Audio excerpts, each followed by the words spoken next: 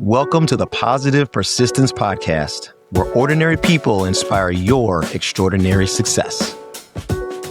Hey, what's up, family? Have you ever thought you might be in a bad fit relationship?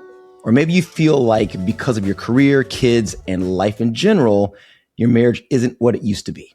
Well, my guest today specializes in hope-infused, action-oriented approach to save struggling marriages. Dr. Lee Baucom, welcome to the show. And thanks for having me. I'm excited to be here. Dr. Lee, I am super excited to have this conversation because my first marriage ended in divorce. And there's often that I think back on what didn't I do? What did I do? What could I have done differently? And if that marriage would still be happening. Now, to be clear, I am very happily remarried. And I feel that it was a bad fit relationship in the end as we drifted apart, even though we were together for 25 years. So I'm really curious to pick your brain and have this conversation today about saving marriages. So with that being said, can I jump into one of the things you just said? Because I hear this very often. People are like, I always think back on this. And I note that there are two ways to think back. One is to think back regretfully and be stuck in that. The other is to think back thoughtfully and to learn. And I think that's what you're trying to point to, is the fact that you've looked back going, where was I in that? Who was I in that? And what do I take from that so that we don't get back to that point? And those are two very different thought processes to what's happened in the past.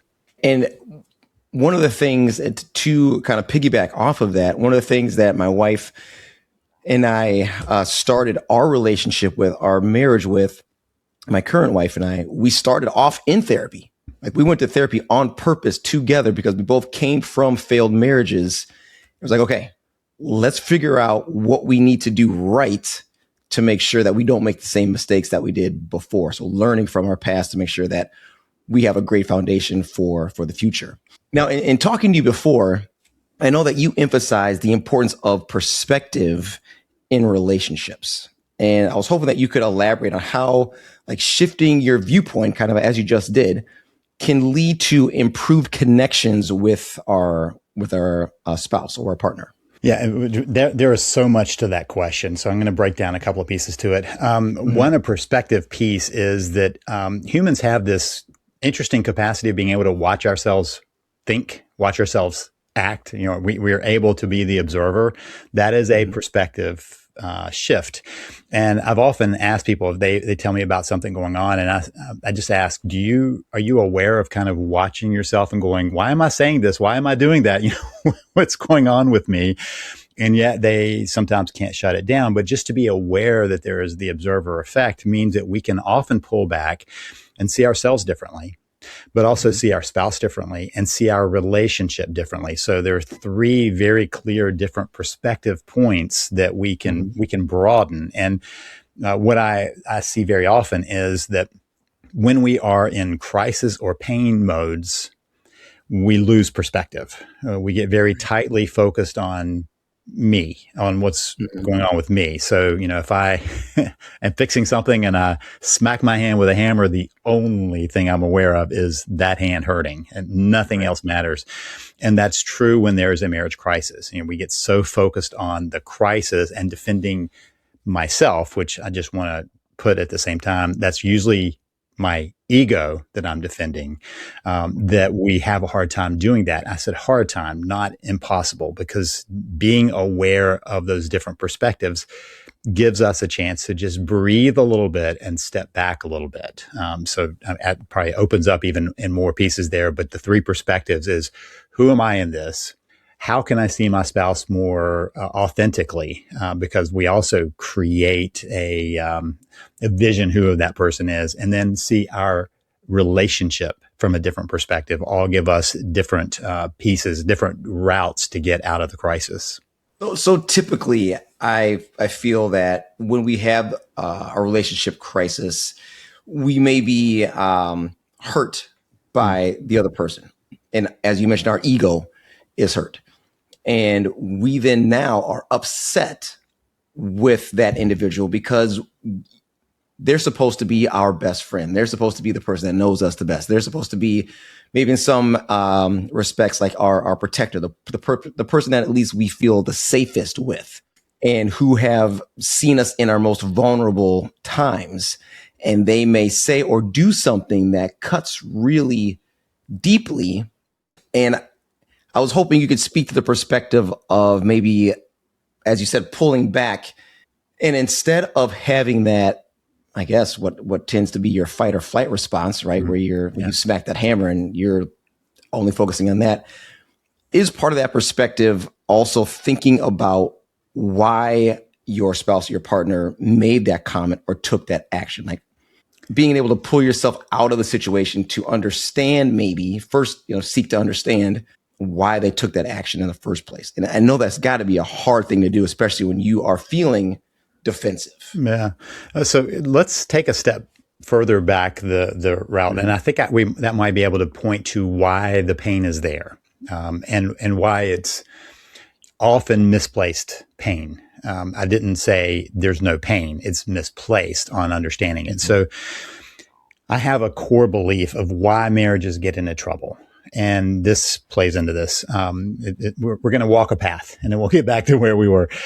So if we go back, a couple spends a lot of time forming their relationship, and they fall in love. They put all this energy into that relationship to the point that they finally go, wait, I want to spend the rest of my life with this person. No matter what comes our way, we want to be in this together. And so they get married. And then sometime after that, and I'm not saying it's the next day or the day after the honeymoon's over, but at some point you go, okay, this relationship, we have it. Now we need to parent the kids. We need to get to a certain point in our career. We need to do something else. Yeah. And people don't claim this, but they subconsciously hit the pause button. That's what I call it. You hit the pause button on your relationship with every intention of getting back to that. Mm-hmm. So you're not aware that you did it.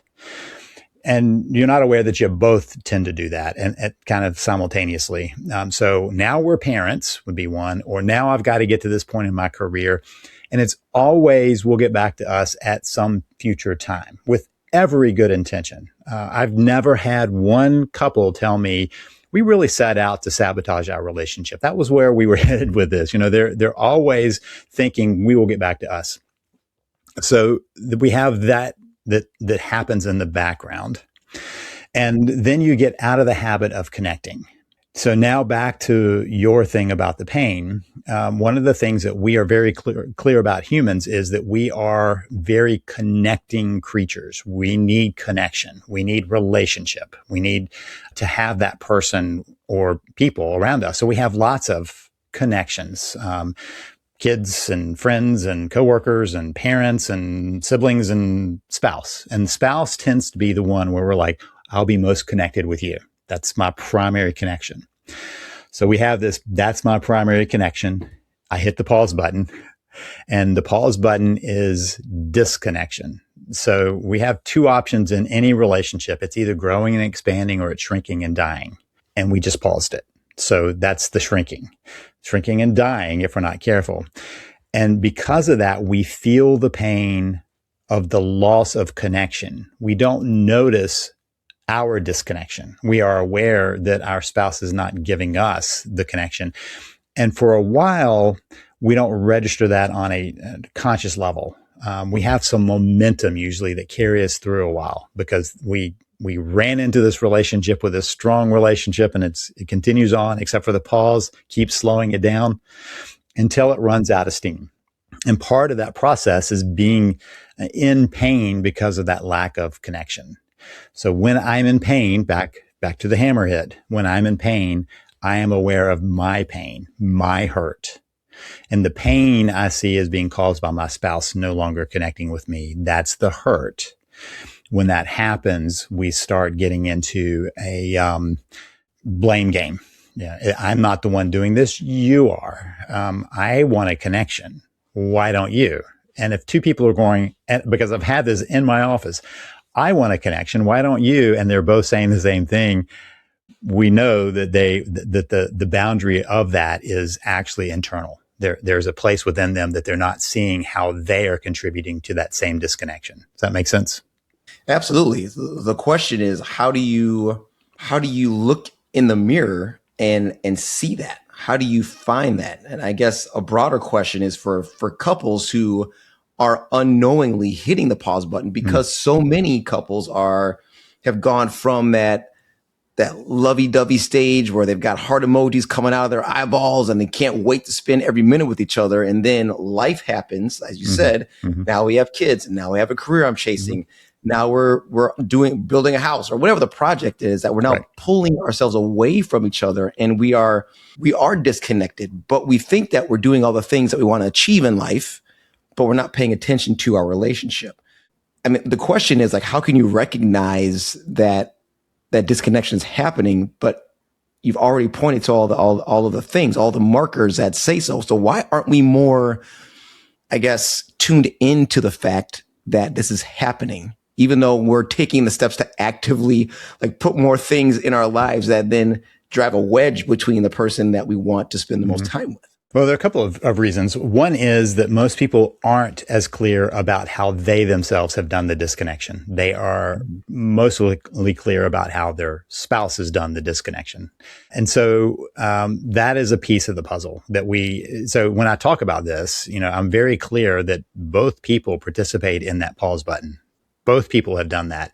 That awareness alone often gets through a little bit. Then the person can ask, instead of saying, why are they doing that to me? The question is, what am I doing in this process? What is my role in this? So we've already raised awareness. The second piece that I often see in this is that in that process of becoming parallel lives, basically, you're in the same place. You may even be doing some parenting together and all that, but you're paralleling. You've ruptured the connection. And I think there are three levels of the connection that are there, and they often all three are ruptured, but there's at least one or two, sometimes three that are ruptured. And because of that, we begin to understand how we might be able to change that trajectory just by Mm-hmm. knowing these pieces. So number one thing is awareness. Number two thing is, am I willing to take the actions? Because that so one of the things I have often had people say to me is, I've got such a busy life, and now you're telling me I got to devote all of my attention to my spouse. No, Right. I would note that at another point in life, the question was, why do I have to devote any of my attention to anything else in life? All I want to do is be with this person, right? So now we've Yeah. got the, how can I possibly do that? Right. It's not that as much as you've gotten out of the habit of that. So even the small things that would keep the connection going have been lost. And so, yeah, I don't know if you had the experience, but when I was young, I had crappy cars for a long time. And sometimes I had to, push them somewhere. And Mm-hmm. the hardest part of pushing a car is getting it started. That's everything that goes into that. But after it's rolling a little bit, then you can keep it moving. Momentum is on your side. It's getting the momentum going again. That's often the stopping Right. point for people. And I watch people defend that. I'm too busy with this and this and this. The interesting thing is when I ask people for their priorities, almost always, not one, two, or three is going to be the marriage. Almost always. And if it's not, if it's below that, we're at a very different point anyway, because even your idealistic values don't value that relationship as the highest things. I mean, we humans can Right. only keep a certain number of values in perspective, right? if Mm-hmm. if I were to say, so Ian, what are your top 10 values? You could probably name 10, but are you living and focused on all 10? That's just too Right. much. And so if Yeah. we talk about what are the top three, marriage ends up being in there. And yet it's not getting the attention of the top three. Mm-hmm. So that's another piece of that perspective of recognizing that you're saying that, but you're not living that. And sometimes it's the overwhelm. Sometimes it's the awkwardness that has now come in. Sometimes it's just, I simply don't know what to do. Yeah. Do you feel that the marriage or the relationship isn't getting the attention because it's taken for granted? I think that that is where the pause button feels safe. We've got this down. So I did premarital counseling for couples for years. If they were going to get married in 7 of the biggest kind of places of worship in the town I was living in, they had to come through my office for 3 visits. So I got to hear a lot. And I always ask the question, just kind of in passing, you know, the statistics on marriage. I mean, most people do. If I walk down the street, what are the statistics on marriage? What percent are going to divorce? Most are going to say, oh, it's 50-50. It's close to that. I mean, it's a little better than that, but let's just use that as a rough estimate. And then people would come through my office ready to march down the aisle and pledge their life together without thinking much about it. And so I would always ask, okay, so how are you not going to be the downside of that statistic? You know, what's going to stop that? And to a person, they would say, oh, because we have the love that will sustain us. We have the real thing, as opposed to these who thought they did, but then realized they didn't. And it's not about the love they feel. It's what they do about that to sustain it that matters. You know, it's kind of like I have a plant. It's a beautiful plant, but if I don't water and I don't fertilize it, it's not going to be a beautiful plant long. And so It's the same kind of thing. That it doesn't matter how beautiful their love is coming in my office. It's what they do to tend it as they move forward. And they don't recognize that. In fact, I was pretty clear that my job there was to ask some questions to make sure they've talked about certain topics, just to make sure that they were clear about that. And several times I had couples go, we can't move forward in our relationship. We can't continue this because they had such a collision of their values. And so if they could get past that, if they got the check marks off on these very important topics, that I knew they were at least had some conversations that mattered. The next thing I was hoping for is that they would come back to me before they got so deeply in trouble that it was a long climb out, you know, so they had a friendly face. And that was my bigger hope, because I knew that they had already in their mind decided that they've already beat the statistics and they don't need any help. So that is true for most people. If it was an endless supply in my office, it's most of us walking down going, yeah, I'm ready for this. Now, you mentioned that you and your wife started out by going to therapy. That's intentionality, right? You were intentional about that because of a prior experience. Not necessarily meaning that you beat it, because they believe they were intentional too, but at least you had your eyes on that walking in. And then the question is, how do you make that a regular part of your life? Yeah.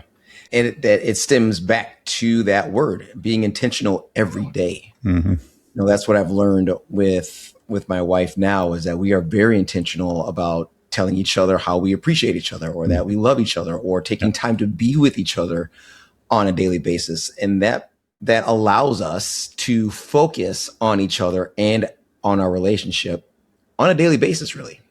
You just so it is a centerpiece of our life. Yeah. So you just named these habits of connection. The opposite of that is the habits of disconnection, where we don't talk about what's important to us. We don't touch. We don't say what we appreciate. It doesn't mean we don't appreciate it. It doesn't mean we don't want to be touched or don't want to touch. We're just out of the habit of that. And so you're talking about setting up the systems in place. I've had this conversation with people. I was like, you know, we got to get some systems in place to get the connection going. And they're like, I don't have a system. I'm like, that is a system. It's just not a particularly helpful system, but it is a system. And so creating the systems that allow you to be focused on the connection is the way through that. And that's what you're talking about. You've been intentional about setting up the systems to keep that in play. And once they're habit, it's just going to roll. I'm the early riser in our family. I've followed this stuff on my watch and my ring, and it tells me that I'm an early riser. That's when I'm most effective. End of the day, I'm done. My wife is different. She can stay up late, get stuff done, but she's not so awake in the morning. And so I would get up and make coffee. It's a function. And I would take her a cup of coffee. And one day she said, you know, it makes me feel really loved when you bring me a cup of coffee, that you thought of me. And I was like, well, I can do that every single day. If that means something to you, I mean, it's beyond the function, but it means something to you. We'll build that into every single day, because I know that does something.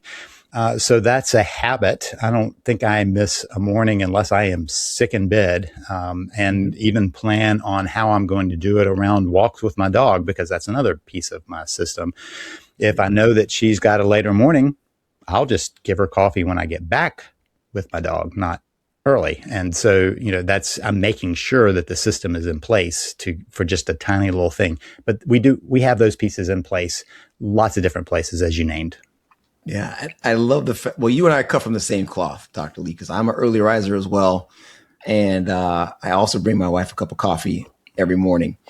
And it is something that she has also let me know that thank you. Like, I really appreciate you bringing. She tells me that almost every time. Like, thank you so much for bringing me this cup of coffee. But for people listening to this who might think, God, now I got to set up a system, and now I have to bring my spouse a cup of coffee in the morning so they'll appreciate me. I just want to make it clear that, and I don't want to speak for you, but I'll speak for myself, but this is something that I like to do for my wife, not something that I have to do for my wife. Right. Yeah. So there's a difference in that perspective. Like we talked about before, like I get enjoyment out of making her happy. Like I get enjoyment out of the smile that I get back when I bring her that coffee, because that makes me feel happy that I did something for her. Now that, of course, I was about to spin off into love languages, but that's a whole nother topic that could take us for a whole nother part of the conversation. But it is a good point to the fact that, so love language is often one of those things that helps people say, how can I show love to my spouse in a way that is effective? So I'm hesitant to say it's a shortcut, but it is helpful for you to go, oh, maybe my spouse has been speaking love to me and I've missed it. And maybe I haven't been speaking in a way that's clear enough. So I do think that it kind of fits here in terms of a system. That's an approach. But so just to point back, when you said, now I have to do this, back to the beginning of the relationship, you didn't feel like you had to do something. You wanted to do something. And so I would just raise a question. If you're at the point where you're like, I don't want to show love, that's a big crisis. If it's, I haven't been showing love, that's a different question. Then the question is, how do I do that?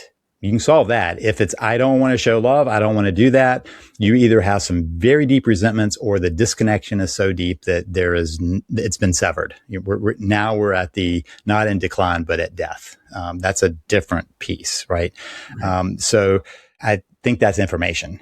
But when I talk with people who are in a crisis, they're like, I would love to figure out how to have my spouse feel that love. I just don't know how. That's a different question. It's time to ask yourself, when was the last time you prioritized you? Did you know that research shows that nearly 85% of high performers struggle to maintain a performance mindset while juggling the demands of work and personal life? Those who actively prioritize their performance mindset and personal growth are 30% more likely to achieve their goals in business and life. If you're feeling crippling stress and anxiety, or if you're feeling guilty when you take a moment for yourself, or if you're stuck in the grind and feeling burnt out, you're not alone. Many of us yearn for more, but struggle with the fear of being judged or feeling selfish. And you want to step into the next best version of yourself. That's why I created the Rinse Method, which got me from paraplegic to marathon runner. Backed by science-based proven strategies and now customized for high performers like you. If you're stuck and stressed and want clear steps that you can implement today to move forward, make sure you visit thepositivepersistence.com to download our free Rinse PDF. Yeah. I want to go back to, you were talking about being on that parallel, and parallel meaning two. So two people, we kind of talked about it takes two to tango, it takes two of us to disconnect, but you also talk about how it's possible for one person to save a marriage. Yeah. So I was hoping you could tell us, like, what are the steps that someone could take if they feel like they're the only one that's committed to working on the relationship and the other partner maybe isn't? Yeah. So I'm going to be broad on purpose because it depends on, there's a lot of things that depends on in the situation and that somebody can work through that. But let's talk in kind of broad terms. You said it because I've had people say this to me. I can't do anything on my own because, it takes two to tango. And my response is, but you're already dancing. You remember when you said, I do? That was we're going to dance the rest of our lives. You're already dancing. That dance has been going on a long time. The question is whether you want to keep dancing the steps that you're dancing. You get to choose your steps in that dance, not your spouse's steps, but your steps. And when you change your steps, when I'm dancing with somebody, if I were to change how I'm moving, they're likely to change too, because the dance is there, unless, so back to that, if the parallel is so distant that they can do their own thing and there's no interaction, that's a different matter. That doesn't mean it's a lost cause. I had a couple of years ago that came to me, and they came actually for a different reason. They're like, we have a business relationship. That's all we're going to ever have.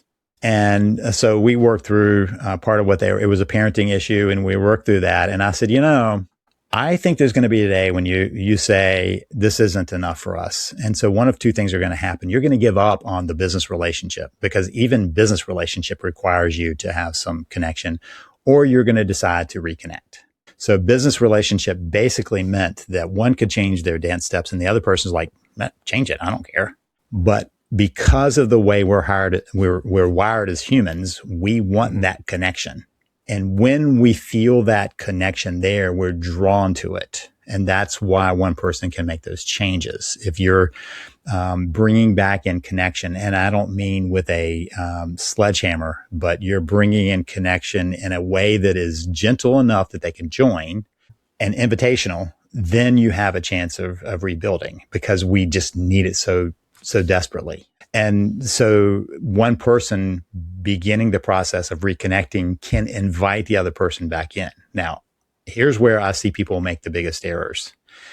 They are ready for change. Like now, when they finally wake up, they come out of their suspended animation and they go, wait, this is horrible. We're not where we need to be. Mm-hmm. And I'm going to do everything I can. We're going to start date night. We're going to go on a romantic getaway. We're going to go on a marriage intensive. We're going to go to marriage therapy even. They're asking for a level of connection that is not manageable.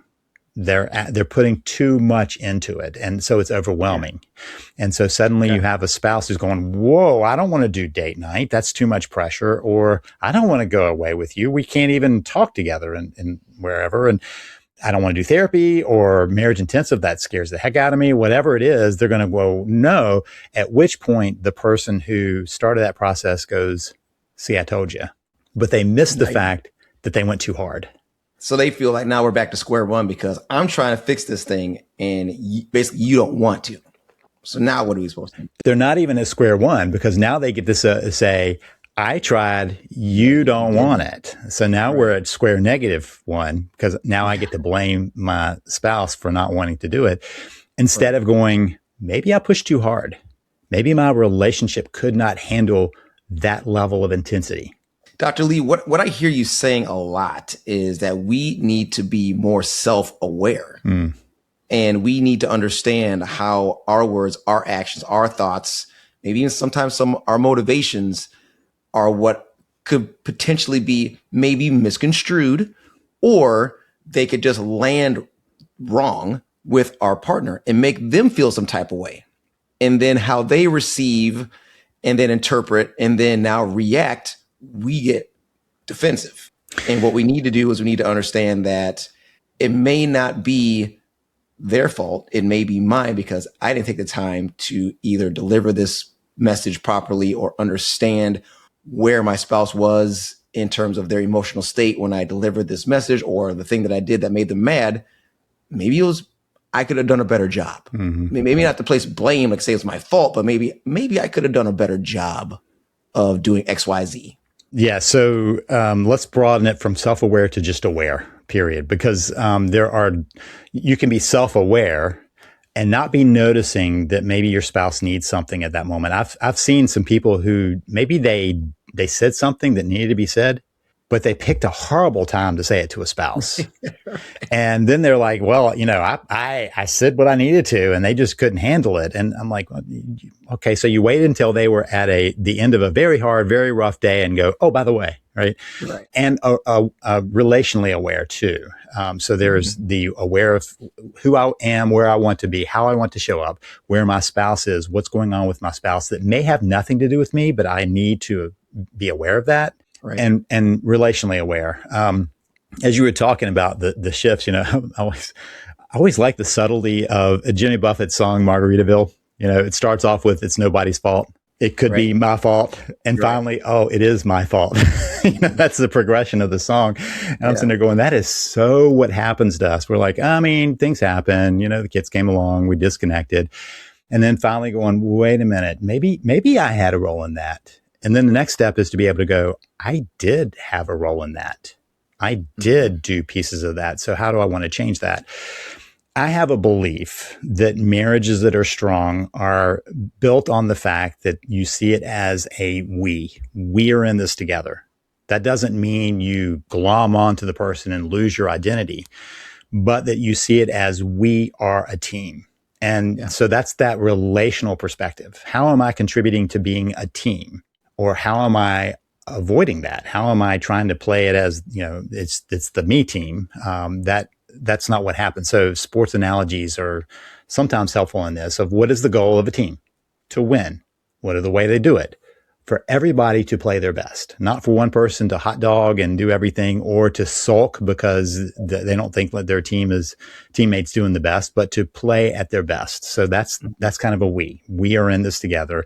Let's do our best, each of us, not meaning we are always 100%. There are times when your best is, I'm at 30%. That's all I've got. Yeah. How do we make sure that we support each other when that's the case, though? So when I see couples who are working as a we, they're pretty unstoppable. When I see couples who are not, they're going to go you versus me pretty quickly. If they can't get to that joint thing, it'll become oppositional. Why is it so important for us to self-protect in this relationship that should be this symbiotic shared love? But why are we so quick to build that barrier with this person that is supposed to be the love of our lives? Yeah. I think everybody has this layer of feeling some shaky confidence, right? And we don't want to show that. Who wants to feel vulnerable? But that is an important part of a relationship. Right. You choose who you're going to be vulnerable with. Falling in love is a vulnerability. I mean, I've had the people tell me how hard it was to say, I love you, or, whatever it was to open that up, because what if I'm vulnerable that way and they reject it? And so we've done that in the past, likely with this person, but now we're feeling like, oh, they've disconnected from me. That's painful. I don't want to be vulnerable again. And so we shut down the one part that really matters. And it's easier to say you're the problem than to say, this hurts me and I don't want us to be at this place. So it is that insecurity that we all feel on some level. And so when we feel insecure, we generally try to not act insecure. And that takes practice. Back to the awareness thing. If you can go, I'm feeling insecure, how do I share that? That's different than I'm feeling insecure and I'm not going to let that person see it. That's a very different approach. We have already covered so many things, so many pearls of wisdom, but I'm just curious, and I have to imagine that most of us go about our relationships and our marriages with our spouses and our significant others because we're modeling what we saw, what we grew up with. Now, if your parents didn't show this emotion, didn't show this love, didn't show this connection that you feel that you want, or maybe are lacking, where are you supposed to pick up this knowledge? Where are you supposed to pick up these habits and behaviors that we've talked about? Because correct me if I'm wrong, but I imagine that's where what we're modeling from is from our youth of what we saw, what we grew up with. Or at least what we think we saw. So let's take it on a couple of different levels. Most people don't have a clear model for what a great marriage looks like. One is they may have gone, I don't want that. And so what many people do is they model what they saw or do the exact opposite of what they saw, which is usually not any more healthy, right? I don't know what else to do. And so I'll do the opposite. Whatever they would have done, I'll do the opposite. That's a common thing. We do a really bad job of preparing people for marriage. I think, for instance, the premarital work, it was too late at that point. They needed to have some information before they were madly in love, because then you can take it in and intellectualize it and then bring that in and awareness. We don't do that. We send people out to do on-the-job training where you don't have any mentor to correct what you're doing on the job to make it better. And so you get stuck in these bad habits. But even if you had a great marriage to look at. My parents, they're mid 80s and they still are in love with each other and they have a great relationship. But what made their relationship great is often something that people aren't going to see from the outside. You see the results of that great relationship, that they want to be with each other, that they're loving with each other, that they're kind with each other. But there's the thinking process behind it, the conversations that are in the quiet. You miss the pieces that actually make it work. So even if you have good role models, you don't know what the secret sauce was. And so we recognize many times that you're kind of building it after the fact. When I wrote my first thing and created the Save the Marriage system, I actually started writing it as here's how to have a great marriage. And as I continue to write it and use that in different places, I realize that people don't tend to think about that when they're not looking for how to have a great relationship. That it's only when things are in trouble that they go, how do I fix this? Right. And so I also realized that the same ways you build a good relationship are how you can restore a broken marriage. And it became the heart of the Save the Marriage system. And so part of what often happens is that people find themselves in a crisis, whether it's a chronic just disconnect or a true crisis, before they ever get around to going, wow, I missed something here. There has to be a reality check. Again, those couples who came through my office, they thought they already had it nailed. They were confident going into that they already beat that. And until you hit the point where you're going, oh gosh, I don't want to be a statistic, at least a bad statistic. I want to be on the positive side of that statistic. What do I need to do that? There generally isn't as much reason to do it. And so then if you're just living parallel lives where it's just that quiet hurt, it still is hard to get beyond it. You just go, well, they're not doing what they need to do, rather than we are not where we need to be. That's a very different question. Yeah, and I think that is a hard question to come to the realization that you may be asking the wrong question, I guess. In all of your work, if you could boil it down to like two main relationship fears that you believe everybody shares, what do you think those would be? Fear of intimacy, fear of abandonment. And we all have them, right? I mean, that's fear of intimacy. That's when you feel like you're going to lose yourself to the relationship. Like this person wants me to lose myself to them. That's fear of intimacy. And we all have that fear that it really comes out of when we're kids and we feel like we don't have any capacity of calling our own shots. We are lost to the relationships around us. So that's a fear of intimacy. The fear of abandonment is that we fear we're going to lose this relationship that means so much to us. Now, if you notice those two, they're polar fears. One will trigger the other. It's not that I've had people come to my office. I think I have a fear of intimacy. I'm like, that's what's showing itself. We all have both. Or I have someone coming in and going, I have this fear of abandonment. Well, that's what's showing itself. That's what's activated right now. But having that fear is because of what's going on. Is there a likelihood that some people have a higher, more easily triggered fear on one side or the other? Sure. If you grew up in a household where you were not allowed to have an opinion, not allowed to have a feeling, nothing was yours, right? You had to feel the way you were told to feel and be the way you were told to be. Fear of intimacy is going to be more prevalent. If you were in a family where you couldn't count on the relationships for those who you needed to take care of you, you're more likely to have a fear of abandonment because you always were feeling like you might lose what you truly at that point needed to survive. So those two fears are there. And if somebody says, you know what, I'm tired of this, and they step away, that is going to trigger a fear of abandonment in the other person. And what they often do is go, oh, let me jump over to you, which activates the fear of intimacy. And you have a back and forth that comes from that. So you're really managing, whenever you've got two people, you're managing the fact that they both have those fears that could be triggered.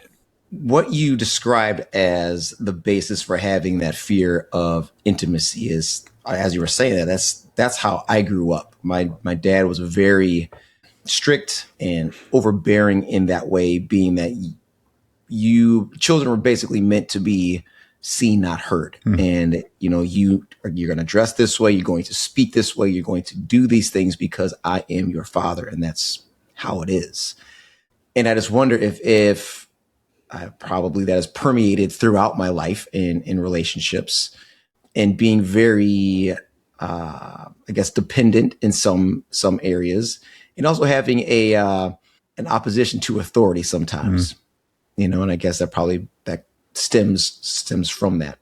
But I want to pivot a little bit, and I want to talk about some of the key principles. You've probably already mentioned these already, but you often mention that there's a roadmap for a successful relationship. And what would you outline are the key principles that we should all have on that map?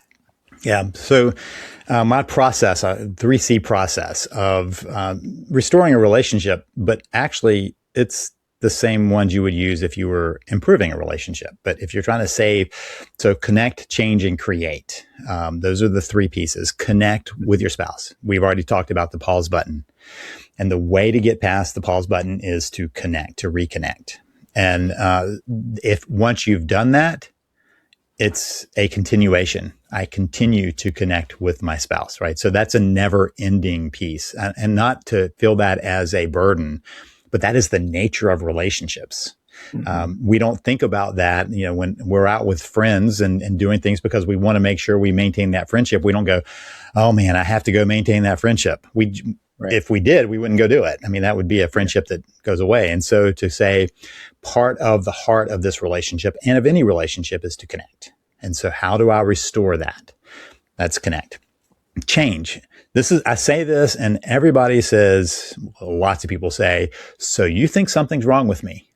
No, but I do know that everybody has a place of growing and changing. And we tend as adults to stagnate. That is part of human nature. We hit a certain point in life and we think we all of the change is behind us.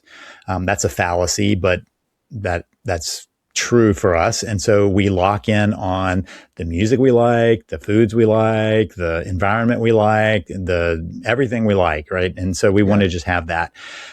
And that leaves out a lot of growth potential. Ray Kroc, founder of McDonald's, said you're either green and growing or ripe and rotting. And so that's moving to the green and growing piece, that you can continue to change. The reason for that in a marriage is so that you can show up the way you want to show up in your relationship and bring energy into the relationship.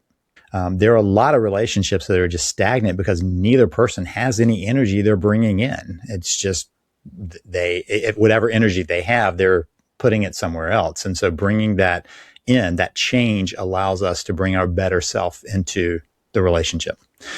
The third one is creating, and that's creating a path to we. So the thing is, that's not a one and done. I've been married 38 years, and there are still times when I go, oh, we're not doing we very well around this topic. We get better at it. And it's always a place of going, am I not? Where am I not doing this? So that's a continuing path. But a lot of people never started down that path. They didn't even know that path was the path. And so sometimes it is just creating it from scratch, to be able to think to yourself, how do I not think of us as a we? Do I think about our resource, or do I think about my money? Do I think about how we parent together? And that doesn't mean you do it the same, but you support each other in how each of you do that. Or is it my parenting versus your parenting? Is it my family versus your family? Or is it our family when we're talking about even in-laws? So it permeates lots of these different areas, but many people haven't even seen that the path is there. So that path is how you restore, but it's also how you continue. Continued pearls of wisdom here, Dr. Lee. So I want to, there's so many things I want to talk to you about, but I want to wrap up this current conversation by thanking you for shedding light on so many different facets of relationships that I'm sure that most of our listeners and viewers don't even think about, or different ways they can start to think about their relationships or how they're participating in their relationship. But what I'd like to do is let our listeners and viewers know where they can find out more about your services, your coaching, and your topics that you speak and coach on. Yeah. So I have two primary programs that feature, they're featured for two very different groups. Save the Marriage is for those who are like, we are in serious trouble. Like, my spouse doesn't want to work on this or isn't working on this, just refuses. And we're headed down a bad path. That's Save the Marriage. You're trying to save the marriage and not just keep it from divorce, but actually restore it. That's savethemarriage.com. So that's that piece. There are a lot of people, though, that are just chronically at this point where they're in that parallel life. Both of them probably are going, yeah, this isn't where we want to get to. We're stagnant. We just don't know what to do. And that is the Unpause app, because you hit the pause button. Now we're going to unpause it. And that's at unpauseyourmarriage.com, unpauseyourmarriage.com. And it is an app. So what I like about the app is that it will keep a reminder. You're trying to build a new system. It'll keep a reminder going to help you return to that. It's got education pieces in it, exercises in it, a daily morning, daily evening thing for you to do so that you're showing up your better way. So you get to learn and you get to practice, and then you get to implement the systems using that app. So if you're at that chronic, we're just disconnected, unpauseyourmarriage.com will get you to that app. Perfect. All right. Well, Dr. Lee, thank you so much for joining us today on this episode. Thanks for having me.